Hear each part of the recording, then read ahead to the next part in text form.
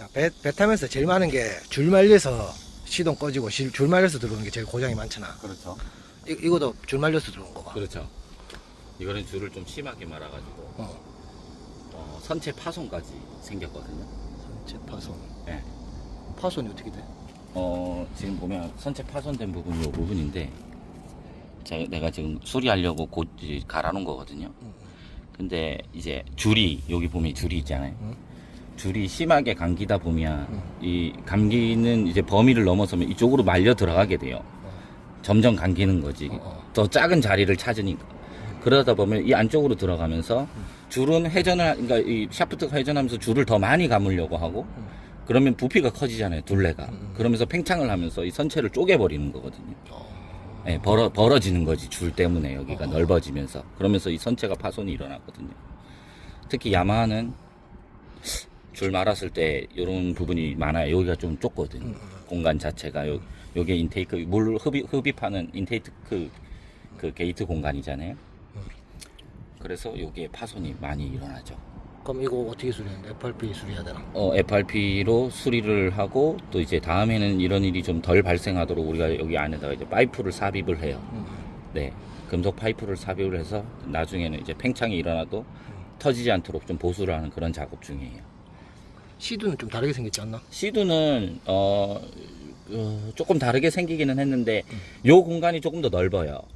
넓고. 더 넓고 그리고 지금 신형들 나오는 거 지금 신형헐 저 T3헐 말고 18년식 3인승들부터 나오는 헐에 보면은 여기 부분에 이제 따로 플라스틱 부품이 들어가요. 그래서 여기가 파손이 되고 깨지더라도 요 부분만 교환이 가능하게끔 그런 식으로 제작이 돼 있어서 조금 쏠쳐 이렇게 FRP가 깨지는 게 아니라 고기 부분이 깨져서 그 부품 파츠만 딱 교환을 하면 되게끔 설계가 돼 있어요. 그럼 바닷가에서 줄 말리면 어떻게 하는 거죠? 일단 바닷가에서 내가 뭐 가까운 데가 아니고 먼 바다든 가깝든 최고로 좋은 거는 옆에 무슨 동료가 있으면 견인을 해서 들어오는 게 가까운 백사장 같은 데로 들어가는 게 최고 좋고. 네. 그럼 혼자 나가서는? 혼자 나갔을 때는 사실 자 이제 일단 줄을 이물질을 감았다, 이물질을 흡입했다 하면 배에 엄청난 진동이 발생을 할 거예요. 근데 그게 진짜 조그만 거, 요만한 거 볼펜 깍지 정도만 되는 거 감아도 느낌이 나거든요. 막 틀려요. 그리고 나지.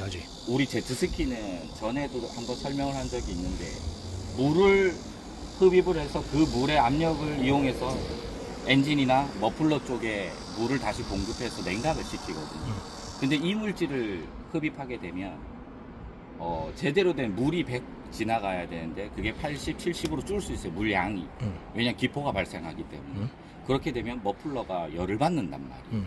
그래서 주행을 하다 보면 과열 경고등이 뜰 수도 있어.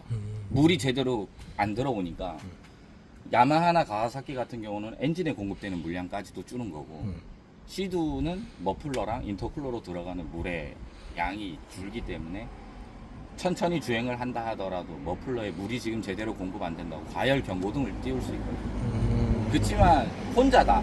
바닷가에 나가서 내가 혼자인데 이물질을 감았다. 근데 자 지금 현재 주행이 된다. 진동은 좀 있지만 주행이 된다 그러면 최대한 뭐 달리라는 게 아니라 내가 봤을 때 가까운 연안, 최대한 가까운 육지로 가는 게 제일 좋죠. 외국 동영상 보면은 배 뒤집어서 빼는 애들도 있잖아. 그거는 예전에 저희도 그런 적이 있었는데 먼 바다에 나가서 이제 진짜 이거 해결 방법이 없다. 왜냐하면 줄을 심하게 감으면 아까처럼 보여줬듯이 저렇게 헐이 깨질 정도로 선체가 깨질 정도로 줄을 감으면 일단 시동이 안 걸려요. 엔진이 돌질 못해. 그리고 엔진이 돌더라도 정말 많이 감았을 때는 주행 자체가 안 되거든요.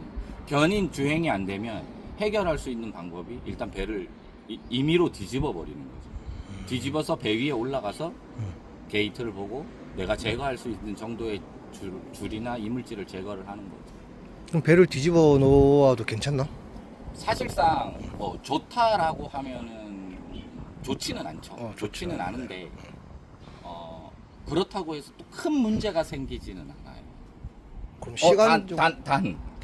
엔진 마운트가 잘 붙어 있어야 되겠죠. 아, 엔진 마운트. 전에 우리 설명한 영상 있죠. 거기에 보면 엔진 마운트가 선체에 붙어 있는데 만약에 그 엔진 마운트가 지금 탈착이 돼 있거나 성능이 안 좋다 그러면 뒤집으면 말 그대로 엔진이 떨어지는 거. 매달려 있어야 되는데 그 매달릴 힘이 없으면 떨어질 수도 있어요.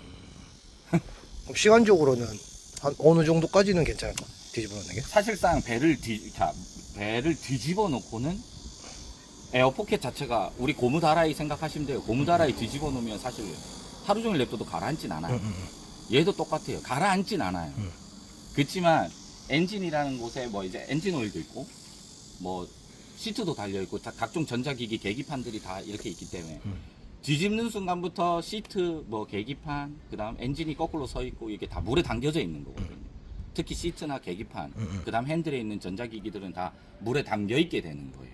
물론 우리가 주행을 하면서 튀는 물이랑은 다르죠. 그건 아예 꾹 담가 놓고 지금 수리를 하는 과정이니까. 그래서 좋지는 않지만 어느 정도라기보다는 저는 뭐 최대한 빨리? 최대한 빨리 하는 게 사실은 제일 좋죠. 뒤집는 방법. 우리 시드는 보면 시드 없나? 시드는 보면 뒤에 선체 뒤에 보면 스티커가 붙어 있어요. 스티커를 뭐 영상에 첨부해 주시면 될 것 같아요. 나중에. 그 스티커가 예전에 이제 손님들이 많은 질문을 하는데 스티커가 배가 똑바로 서 있을 때 보면 스티커가 뒤집어져서 붙어 있거든요. 그 스티커는 배가 뒤집어졌을 때 똑바로 보이게 붙여놓은 거예요, 일부러. 왜냐면 배가 뒤집어졌을 때 그 스티커가 내 눈에는 똑바로 보이거든요. 그래서 보면 이게 우리가 이제 특히나 지금 보면 줄을 말았을 때도 마찬가지고 아까 해상에서 줄을 말았을 때 뭐 임의로 뒤집어야 될 때도 마찬가지고 배를 뒤집는 방향이 있어요. 네. 왜냐면 우리 아까 얘기했듯이 머플러를 물로 냉각을 시키다 보니까 머플러 안에는 항상 물이 있어요. 물이 있는 상태에서 배를 원래 돌려야 되는 방향의 반대로 돌리면 머플러에 있는 물이 쏟아져서 엔진으로 들어가는 경우들이 발생을 할 수 있거든요. 그래서 지금 서 있는 방향, 줄을 풀 때도 내가 줄을 말아서 동료들하고 연안으로 와서 육지에 배를 올렸다. 올려서 나는 줄을 풀고 다시 한번 타고 싶다. 그러면 어쨌든 거기 현장에서 해결을 해야 되잖아요. 해결을 할 때 배는 이쪽 방향으로 세워야 돼요. 지금 이 방향? 지금 이 방향, 이쪽으로 이렇게 와서 보시면 제트스키는 다 머플러가 이쪽에 있어요. 보이시면 이 머플러거든요. 그러니까 이렇게 세우면 머플러에 물이 있더라도 엔진 방향으로 가는 게 아니라 그냥 자연스럽게 밑으로 기울어지는 거죠. 그렇기 때문에 항상 이 방향이 되어야 해요. 이걸 반대로 세운다고 하면 머플러가 위로 가니까 엔진보다 높게 올라가기 때문에 머플러에 남아있던 물이 엔진으로 역류하는 경우가 생길 수 있어요. 충분히. 시드도 머플러가 여긴가? 시드, 가와사키, 야마 모든 제트스키 머플러는 이쪽에 있어요. 아, 탔을 때 왼쪽. 네. 탔을 때 왼쪽이고 이거를 이제 기억하기 쉽게 저는 항상 이제 손님들한테 설명을 할 때 배 뒤로 왼손이 가면 돼요. 무조건 왼손만 기억하면 돼요. 왼손으로 가서 뒤집고 그 다음 예를 들어 우리가 주행을 하다가 이물질과 별개로 배가 선체가 전복이 됐다. 뒤집어졌다. 그랬을 때도 왼손이 뒤로 가게 해서 뒤로 누워서 뒤집어야 돼요. 그래야 지금 거꾸로 있다라고 가정을 하면 그래야 뒤집을 때 머플러가 밑에 방향으로 가거든요. 근데 반대쪽으로 뒤집으면 마찬가지로 머플러가 위로 가요. 왼손 법칙이네. 왼손 법칙. 무조건 왼손 하나만 기억하면 돼요. 왼손이 뒤로 가서 뒤집고 뒤집어졌을 때도 왼손이 뒤로 가서 넣고 그러면 머플러는 항상 밑으로 가게 돼 있어요. 자, 일단 어찌됐든 로프를 담고 이물질을 흡입하면 우리가 보통 외부에서 이렇게 배를 이렇게 세워놓고 본인들끼리 이렇게 수리를 많이 하거든요. 하다 보면 이렇게 줄을 감긴 상태에서 여기다가 칼을 집어넣고 톱을 집어넣어서 줄을 자른단 말이에요.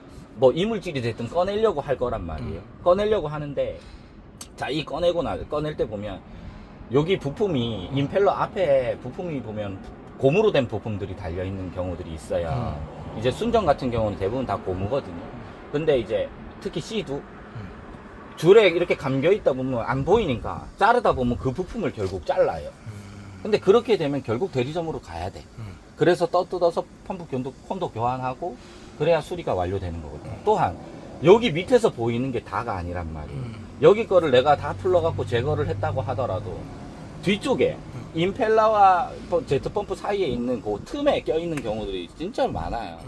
그러니까 만약에 줄을 감아서 이렇게 현장에서 줄을 다 제거하고 수리를 했다 하더라도 본인들이 다니시는 대리점에 가셔서 점검은 꼭 받아보시길 바래요. 그래야 펌프를 빼서 남아있는 혹시나 작은 줄들이 있는지, 그게 결국 감겨서 계속 돌다 보면 펌프에 있는 리테이너, 고무 리테이너들을 갉아먹어서 결국 펌프가 고장나게 되거든요.